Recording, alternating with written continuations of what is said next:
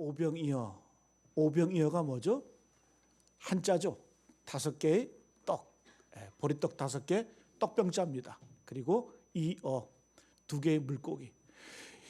이 사건이 얼마나 대단했는지 사복음서에 공이 기록되어 있습니다. 마태복음에는 14장, 마가복음에는 6장, 누가복음 9장, 그리고 오늘 요한복음 6장에 이 오병이어 사건이 기록되어 있습니다. 그만큼 충격이었다는 얘기죠. 놀라운 기적이었습니다. 예수님께서 보리떡 5개의 물고기 2마리로 5,000명, 남자만 5,000명을 먹이셨는데 여자와 어린아이를 합하면 약 2만 명이 됩니다. 2만 명. 여러분, 보리떡 5개 물고기 2마리, 이 오병이어. 여러분, 이 떡병자인데 우리나라 도시 가운데 병점이라는 도시가 있죠. 병점.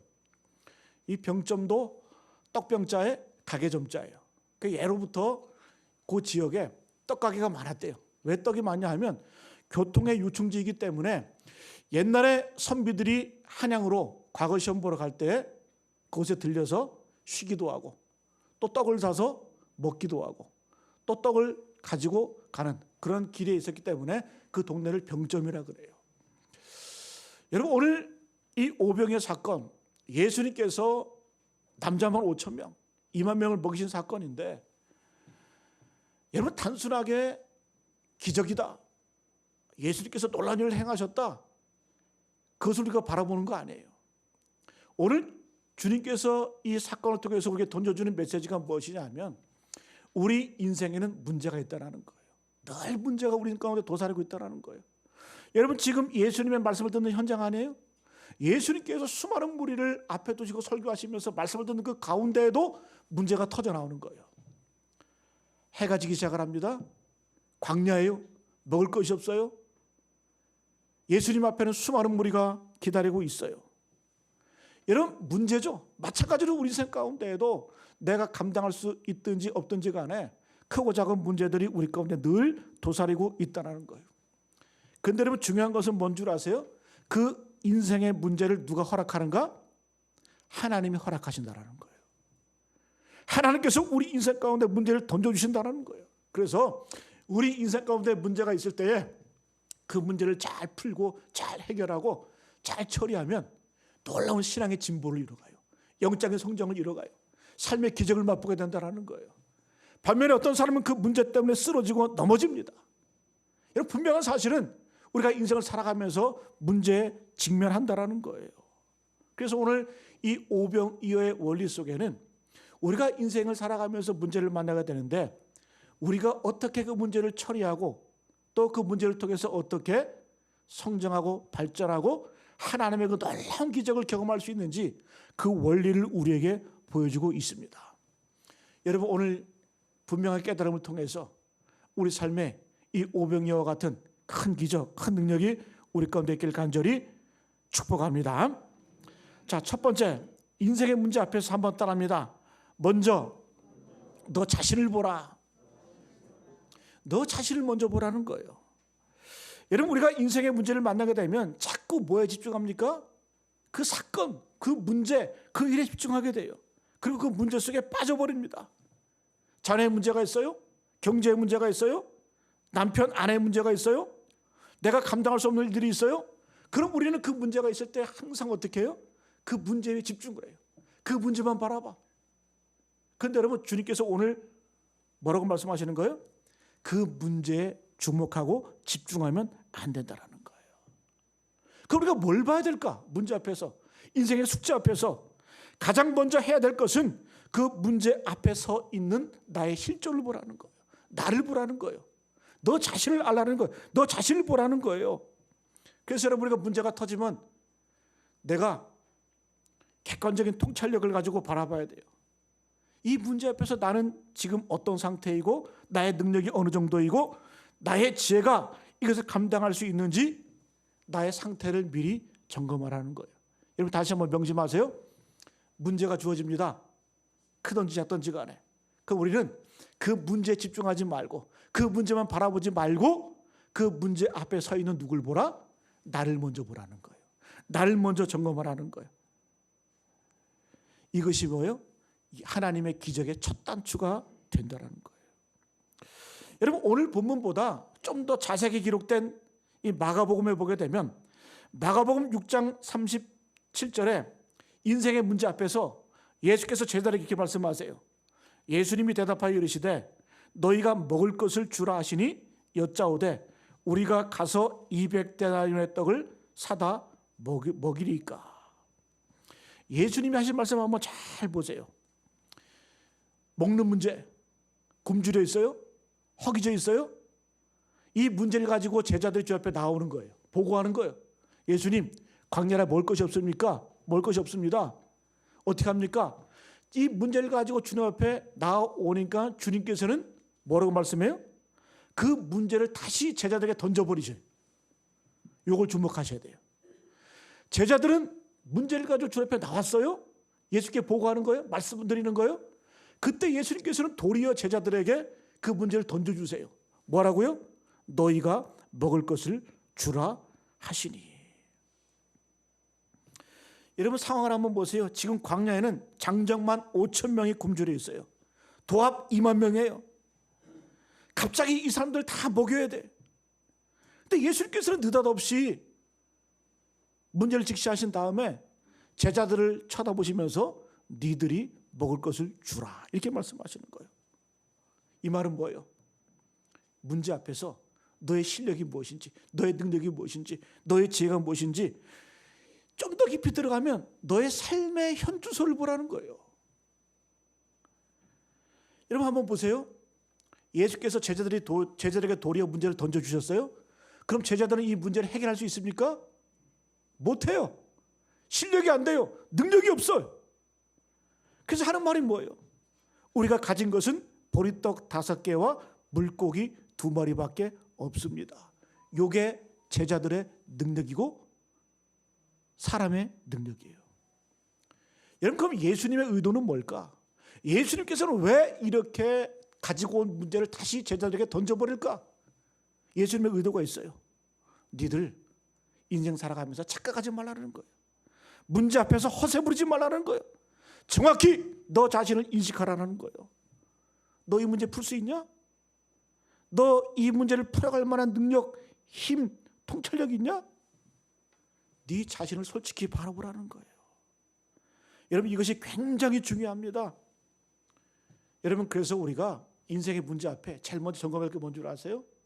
주님, 나는 부족합니다. 나는 힘이 없습니다. 나는 능력이 없습니다. 나는 부족합니다. 나의 지혜 없음을 주님 고백합니다. 여기부터 시작하라는 거예요. 여기부터 기적의 첫 단추가 끼워지기 시작하는 겁니다. 어느 목사님의 이야기를 제가 들었어요. 근데 이 목사님이 목사가 되기 이전에 집사로서 이제 신앙생활을 하는데 둘째 아들이 태어났습니다. 근데 둘째 아들이 4살 때에 2층에서 떨어져 버렸어요. 떨어졌는데 그 둘째 아들이 떨어질 때에 머리 먼저 떨어졌습니다. 머리가 먼저 땅바닥에 떨어지는데 그 얼굴을 정면으로 바닥에 부딪혀버렸어요. 급히 달려가고 애를 보니까 턱이 나갔어요. 이빨이 부러졌어요. 이 몸에 피가 나. 온 얼굴이 막 피가 터져 나와서 얼른 그 아이를 안고 응급실로 달려갑니다. 응급실에 가서 그 아이에게 이제 응급수술을 시작을 하게 되는데 그 얼굴을 수십 바늘을 꿰맸어요. 수십 바늘을 꿰매는데 근데는 문제는 뭐냐면 이 어린 아이, 이 아기를 마취를 할 수가 없어요. 왜 마취를 못하냐면 이 아이가 떨어질 때 머리가 먼저 떨어졌기 때문에 혹시나 뇌를 다칠 수가 있어요. 그래서 이 아이에게 마취제를 놓게 되면 이 뇌에 충격이 오거나 또 깨어나지 못할 상황이 있을 수 있기 때문에 마취를 못하는 거예요. 그러니까 어떻게 하냐? 생사를 그 4살짜리 아이 턱부터 입술부터 잇몸 그 생사를 바늘로 이제 꼬매기 시작하는 거예요. 꼬매기 시작하는 거예요. 그 4살짜리 아이를. 여러분, 아이가 비명을 지릅니다. 이 아빠는 그 아이를 발목을 잡고 몸을 잡고 근데 그 목사님이 하는 고백이 자기가 집사 때 그 아이를 이게 안고 잡고 있으면서 그 아이와 눈이 마주쳤다는 거예요. 근데 그 아이가 소리치면서 아빠 살려주세요, 아빠 나를 건져주세요, 막 잇몸에서 입에서 피가 터져 나오면서 아빠가 살려달라고 막 외치는 거예요. 아빠 꺼내달라고. 마치 여러분 바늘 꼬맬 때마다 어떻게 해요? 생선이 막 바닥거리듯이 막 그냥 애가 막 그냥 막 움찔움찔하는 거예요.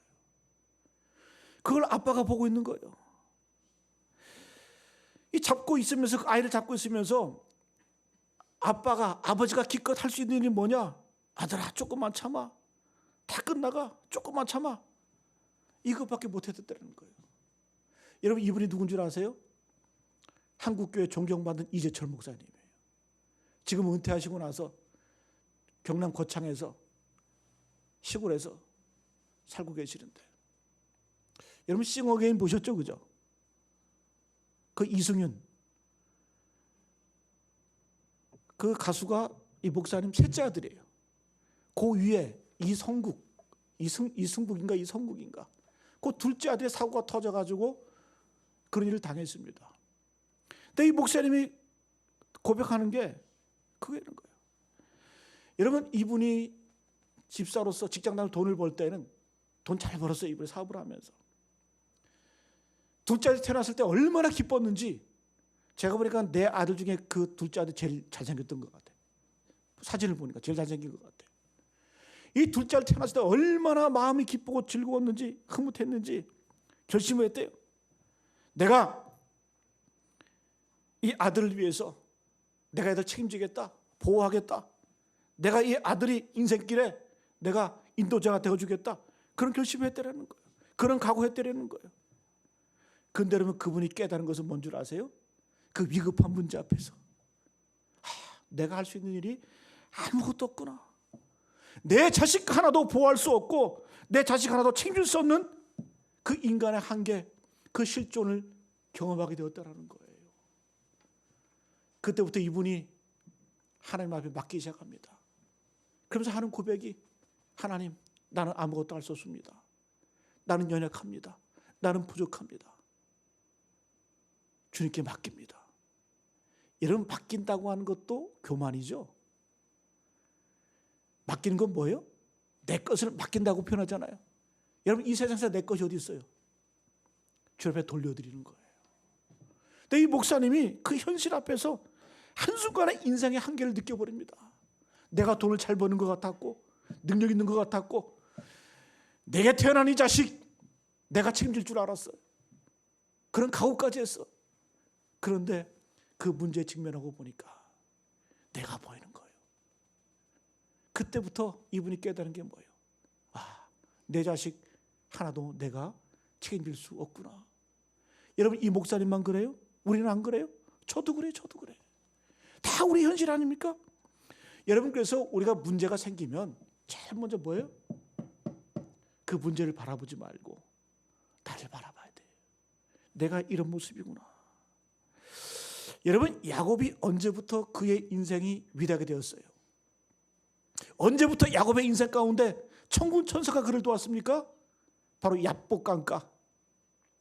그것은 어디입니까? 야복강가에서 이 야곱이 뭘 했어요? 그 전까지는 자기의 꾀를 가지고 자기의 지혜를 가지고 형 아버지가 사기쳐서 축복을 받았어요. 삼촌 라반의 집에 가가지고 자기의 지혜를 가지고 자기의 꾀를 가지고 큰 돈을 벌었어요. 근데 인생의 고난을 만난 다음에 고향으로 돌아옵니다. 그때 야복강가 저편에서는 그 형 에서가 400명의 칼창 군대를 거느리고 죽이려고 달려오는 거예요. 이때 야곱이 고백했던 게 뭐예요? 지금까지 내 꾀, 내 지혜로 잘 된 줄 알았고 잘 사는 줄 알았고, 그런데 400명의 군사 앞에, 형이 거느리고 온 그 군사 앞에 자기의 무능력함, 무기력함을 데려오는 거예요. 여러분 하나님의 천사가 씨름하면서 이 야곱이 뭐라고 고백합니까? 당신이 내게 축복하지 아니하면 가게 하지 아니하겠나이다. 꼭 붙드는 거예요. 이게 어떤 현상이에요? 형을 맞닥뜨리고 나니까 인생의 문제 앞에서, 위기 앞에서 나는 아무것도 할 수 없다. 내가 의지할 분은 누구밖에 없다? 하나님밖에 없다. 그리고 하나님의 천사를 꼭 붙들고 당신이 내게 축복하지 않으면 내가 당신 놓지 않겠습니다. 이때부터 하늘의 천군 천사가 야곱을 돕기 시작을 합니다. 여러분, 우리는 자꾸 어때요? 문제 앞에서 자꾸 그 문제만 바라봐. 내가 스스로 해결하려고 해. 여러분, 그래서 해결된 거 있어요? 없잖아요. 오늘 여러분 오병이어 사건 가운데 제자들이 문제를 가지고 주 앞에 나왔어요. 근데 주님께서는 먼저 하신 일이 뭔지 아세요?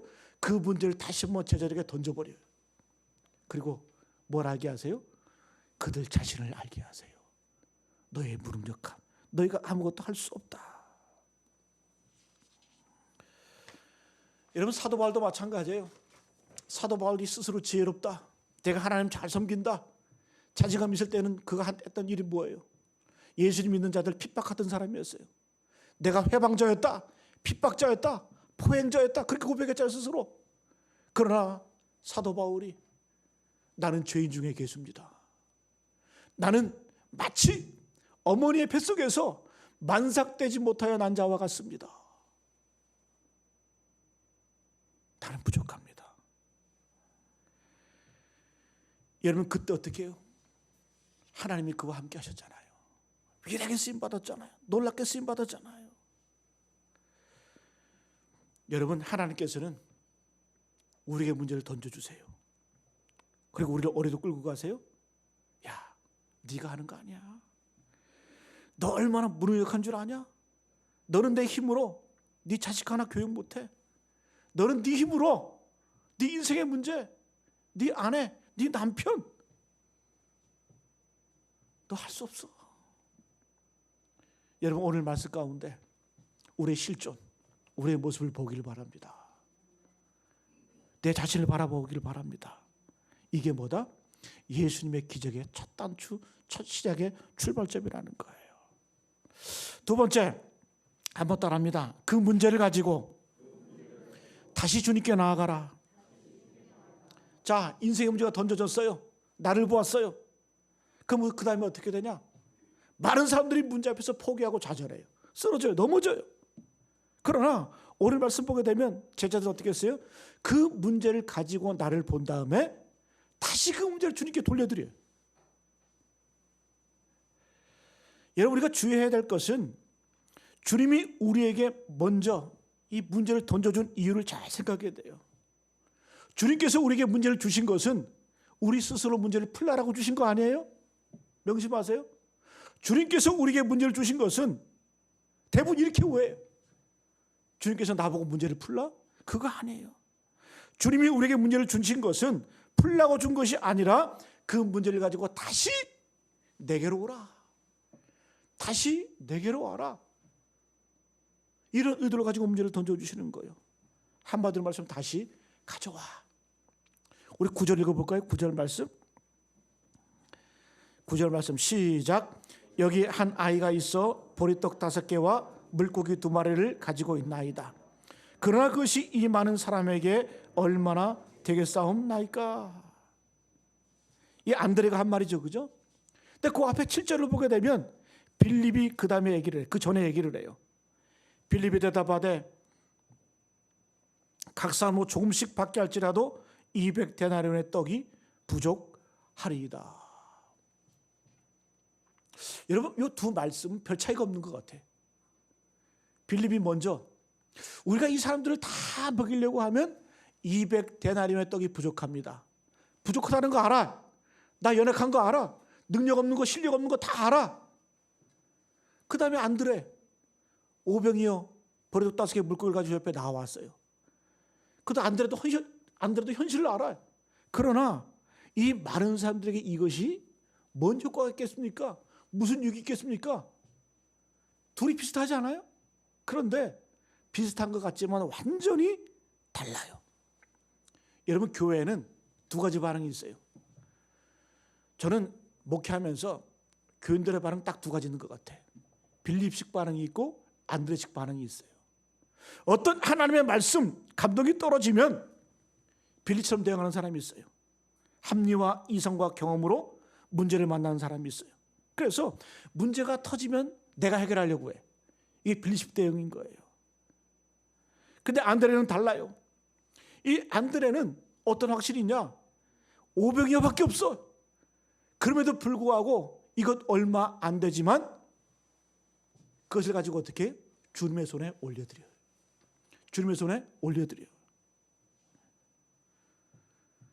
누구의 손에요? 전능하신 하나님의 손에. 전능하신 주님의 손 위에 하나님의 아들에게 그것을 올려놔. 그때 어떻게 해요? 미묘한 차이지만 거기서 기적이 나타나는 거예요. 다시 한번 말씀드릴게요.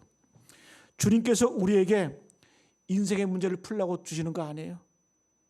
내 인생의 문제를 가지고 다시 어떻게 해요? 내 최선의 모습을 가지고 내 연약한 모습을 가지고 어떻게 다시 주님의 손 위에 올려드리라는 거예요. 다시 가지고 오라는 거예요. 이게 주님의 두 번째 의도입니다. 영국의 위대한 설교가 가운데 찰스 스펄전, 이 목사님 위대한 설교가예요. 그는 이미 20대 초반에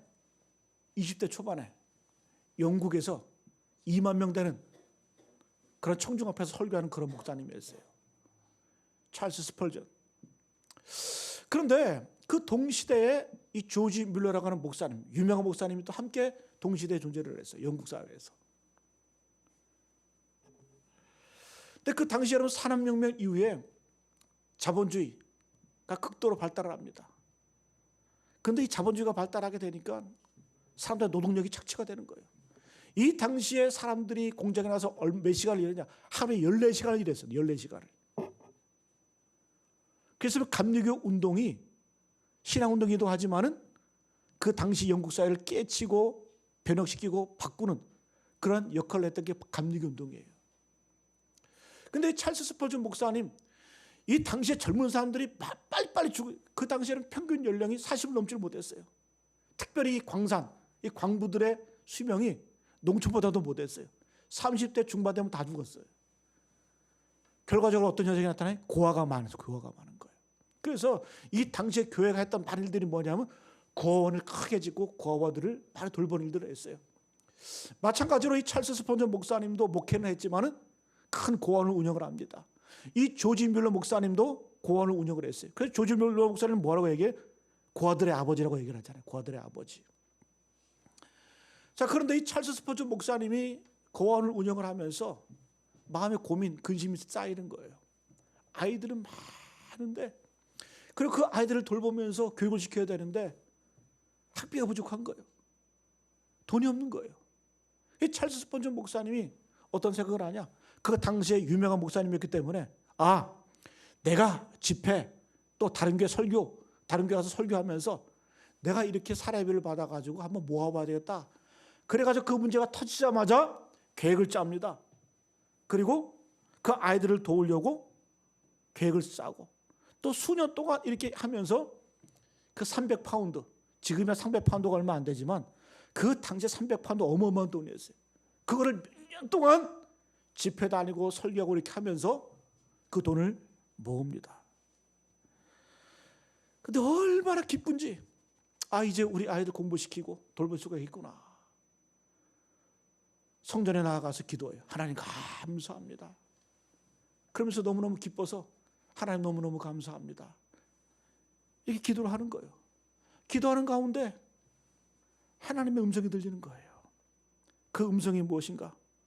주님께서 말씀하시는데 너 그 300파운드 가지고 조지 뮬러 목사님에게 가. 그리고 그에게 줘. 우리 같으면 어때요? 뭔가 잘못 들었겠지. 네? 내가 요즘 몸이 좀 허해서 헛것을 들렸나 보다 이렇게 하겠지. 몇 년 동안 수년 동안 그렇게 아이들 돌보기 위해서 모아둔 돈을 기도하는 가운데 주님께서 뭐라 그래요?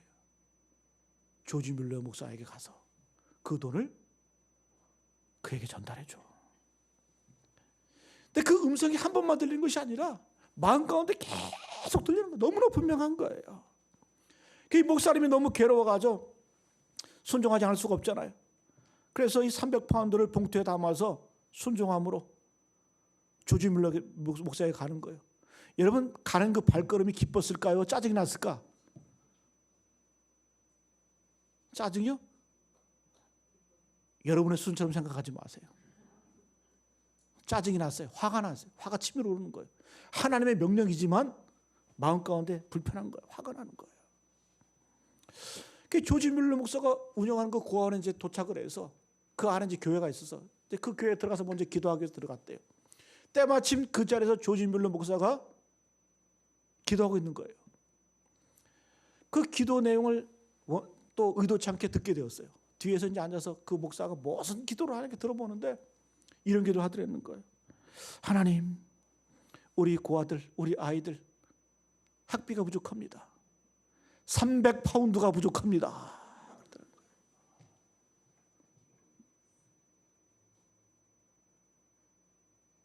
이때 스펄전 목사님이 조지 뮬러 목사가 기도한 그 강단 앞에 가가지고 봉투를 탁 던지면서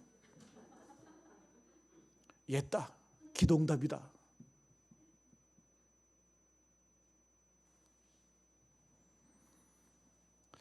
여러분, 스펄전 목사님이 이때 충격을 받았어요. 자기는 죽도록 고생해가면서 300파운드를 모았는데 조지 뮬러는 그 문제 가지고 기도해서 내가 그렇게 쎄 빠지게 고생해서 벌어놓은 돈 그걸 달랑 갖고 가는 거예요.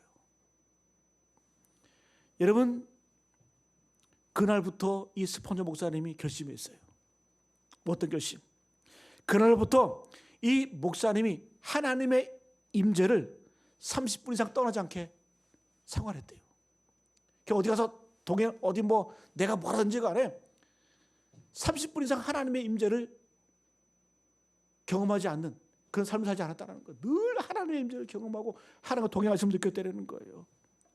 여러분, 이 목사님이 자세히 보니까 이 안에 빌립과 안드레가 있는 거예요.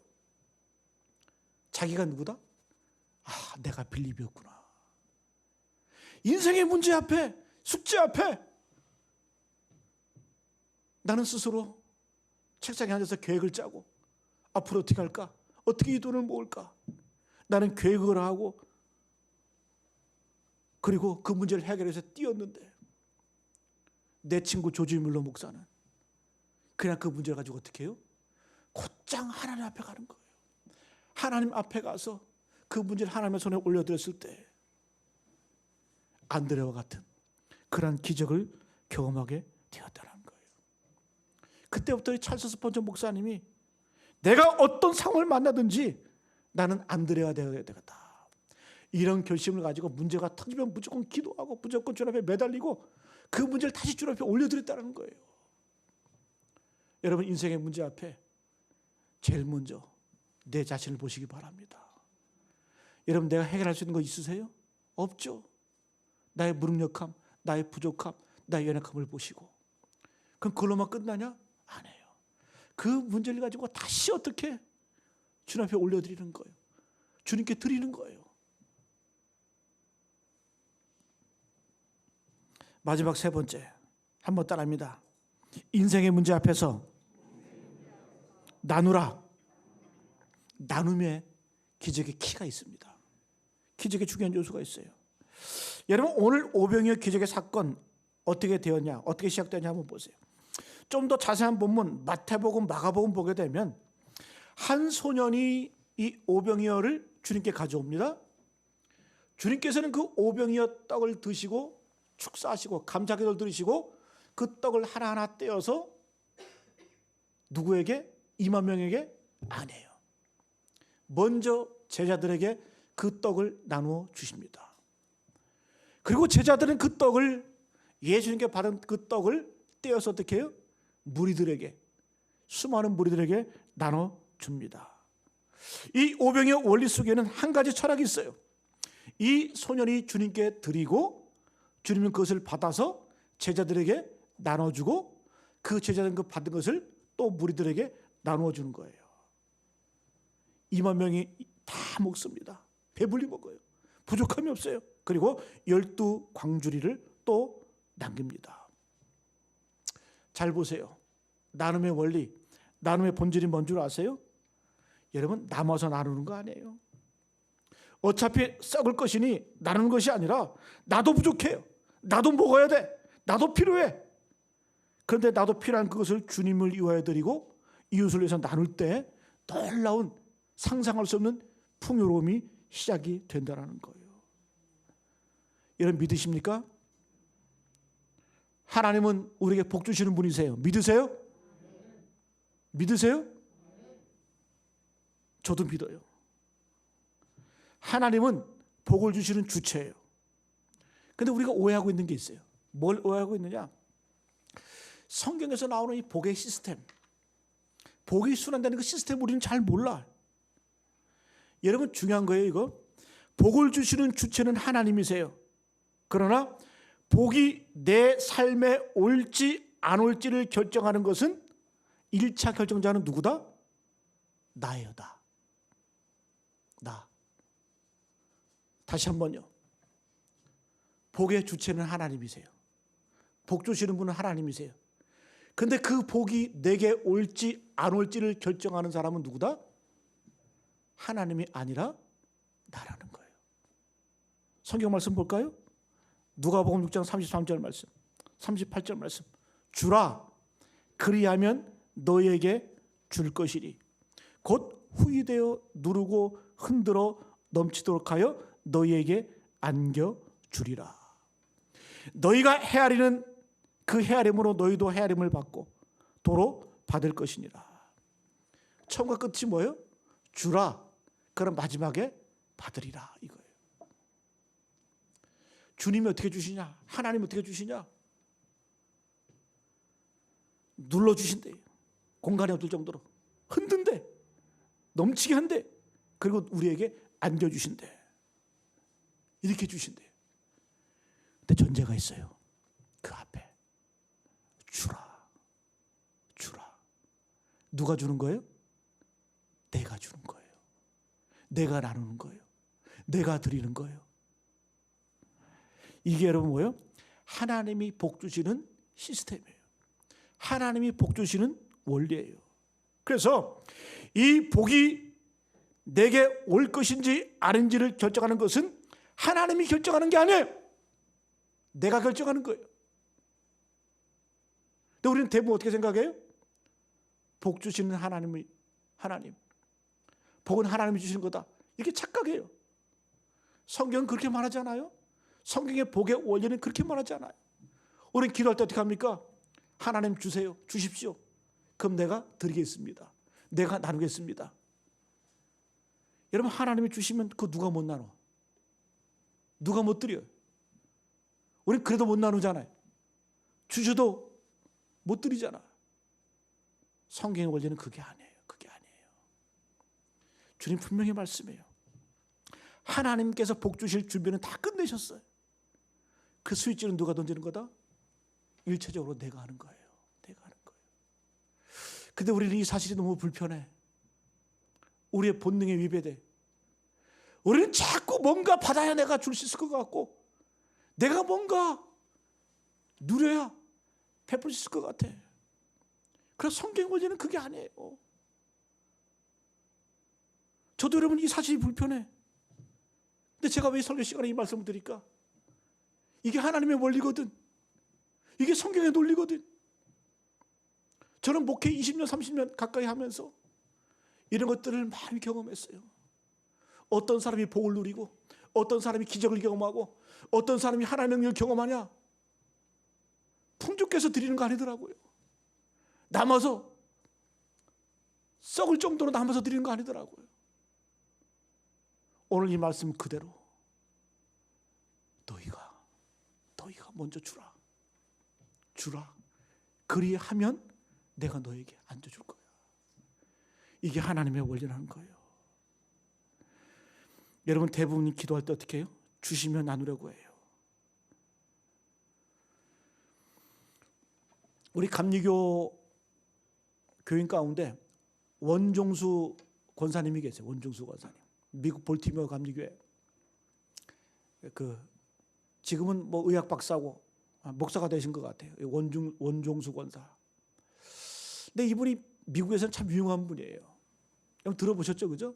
원종수 의학 박사인데. 근데 이분이 충청남도 연기군 그 시골에서 태어났어요.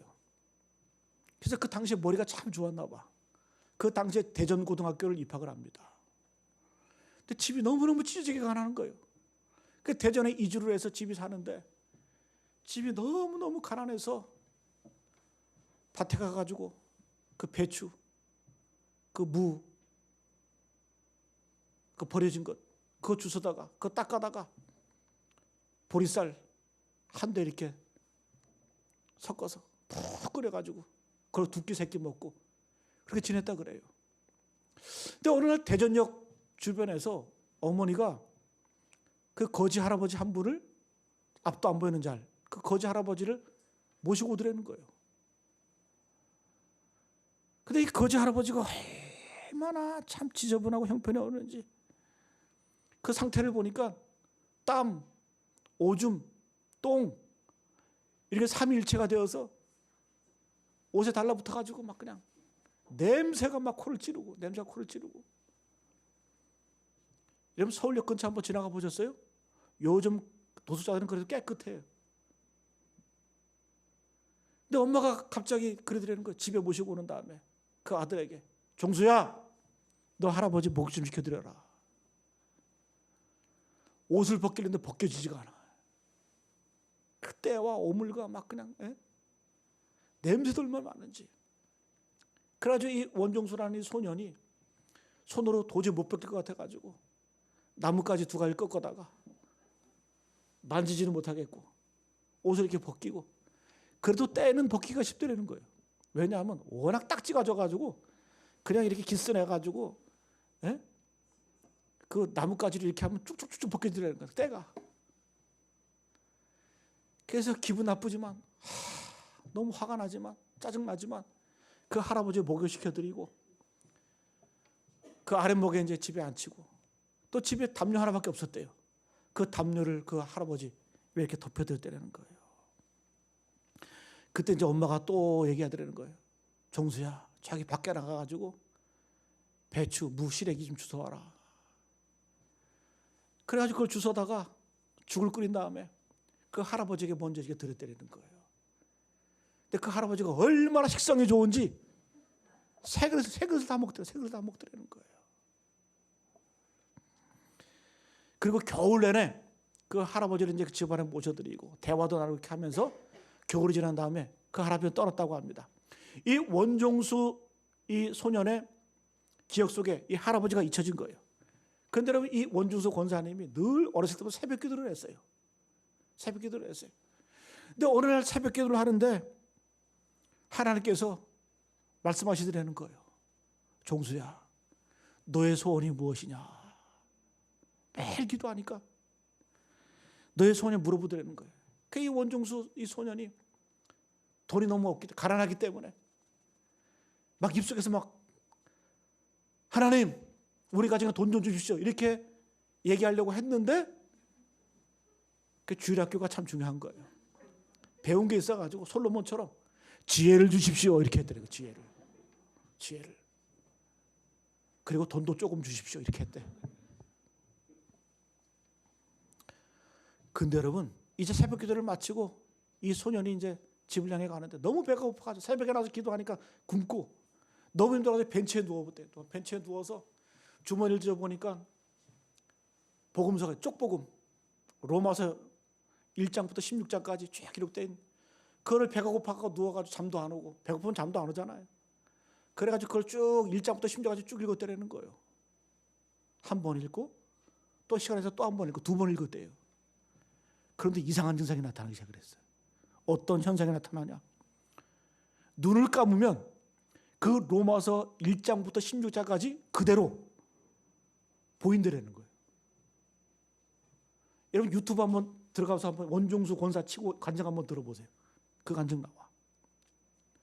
하나님이 지혜 주신 글자 하나하나가 선명해 보이더라는 거예요. 그래서 하나님께서 지혜를 주신다고 주해달라고 이렇게 기도했더니 하나님이 지혜를 주시는데 뭐든지 두 번만 읽으면 다 이해가 되는, 다 암기가 되는 거예요. 책 그대로 들어오는 거예요. 그때부터 이 원종수 권사가 고등학교 때 학교 가서 공부를 하면 책을 두 번만 읽잖아요. 그러면 그 책이 그대로 입력이 되는 거예요. 근데 홀어머니를 모시면서 사는데 선생님이 하루는 부드러는 거예요. 종수야, 네가 홀어머니 모시고 사는데 그 당시에 대전고등학교 몇 학년인지 모르겠어요. 480명이 있는데 성적을 보니까 410등이에요. 공부 못했나 봐. 그 선생님이 그래요. 네 홀어머니 모시고 사시는데 너 공부라도 열심히 해야 되지 않냐. 그때부터 이제 공부를 하기 시작하는데 책을 2번만 읽으면 다 외워져. 국사 100점, 사회 100점. 근데 아무리 외워도 100점이 안 되는 게 있어요. 그게 뭘까요? 수학. 수학은 30점, 40점. 어쨌거나 하나님께서 지혜를 주시는 거예요. 뭐든지 2번만 읽으면 책이 그대로 들어오는 거예요. 시험 볼 때 이렇게 하면 그냥 다 되는 거예요. 책장 넘기듯이. 페이지까지 정확히 보더라는 거예요. 그분이 서울대 의대를 들어갑니다. 갑자기 전교 5등이 돼. 야, 하나님께서 왜 이런 지혜는 나한테 안 주시는지.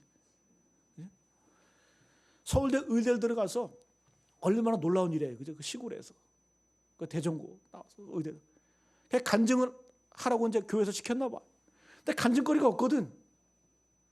그래서 기도하면서 하나님 내가 뭘 간증할까요? 어린 이 청년이. 하나님께서 음성을 들려주시더라는 거예요.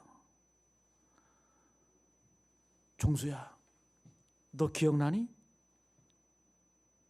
겨울 어느 날 내가 너무 춥고 배고팠을 때 너의 엄마가 나를 데리고 너의 집으로 갔다. 그리고 네가 따뜻한 물로 나를 목욕시켜주고 따뜻한 밥을 주고 네 집에 하나밖에 없는 그 이불을 나한테 덮여주었지. 그리고 그 아무도 나와 대화하지 않았는데 네 어머니와 네가 따뜻하게 대화해주고 보살펴 주었지. 종수야, 내가 그날 결심한 것이 있다. 내가 평생 먹고 마시고 입는 것은 내가 책임지기로 결심했다. 이 하나님의 음성을 듣게 됩니다. 이 하나님의 음성을 듣게 되었어요. 충격을 받았어요. 이 원종수 청년이. 여러분 무엇을 말해줍니까? 이 원종수 권사는 어렸을 때 너무 가난했고 너무 힘들었어요. 그래서 주님 앞에 늘 기도했어요. 이 가난에서 벗어나게 해주십시오. 내 미래를 바꿔주십시오. 근데 하나님께서 그의 미래를 어떻게 바꿔주셨어요? 기도한다고? 아니에요. 나누었을 때, 그 거지의 모습으로 온 예수님을 영접했을 때 주님 말씀하잖아요. 이 작은 자 하나에게 한 것이 곧 나에게 한 것이다. 여러분 기적의 비밀이 어디예요? 나눔에 있는 거예요. 나눔에. 오늘 말씀을 마치겠습니다. 여러분 인생의 문제, 여러분 오늘 이 오병의 기적 사건은 단순히 먹고 배불렀다 그 얘기하는 거 아니에요. 우리 인생 가운데 늘 문제가 있어요. 그 문제 앞에서 우리는 어떻게 할까? 주님께서는 그 문제를 우리에게 다시 던져주세요. 그러면서 뭐라고 말씀해요? 네 자신을 알라. 너 자신을 보라. 네가 할 수 있는 것 없어. 그러면 어떻게 돼요? 그 무능함을 가지고 그 연약한 부족함을 가지고 주님 앞에 다시 올려드리는 거예요. 주님의 손에 올려드리는 거예요. 그리고 우리 할 일이 뭐예요? 나의 작은 것, 나의 최선을 가지고 주님 앞에 올려드릴 때 그 나눔을 통해서 하나님께서는 그 주님의 손에 들려진 그 작은 오병이어 기적을 통해서 예수님께서는 남자만 5,000명을 먹이신 것처럼 우리 인생 가운데 이런 기적 능력 우리 가운데 있게 될 줄로 믿습니다. 이것을 내가 믿느냐? 우리에게 말씀하고 계세요. 우리 모두 기적의 주인공 되셔서 하나님의 그 사랑과 은총을 경험하시는 우리 모두 되시길 간절히 축복합니다.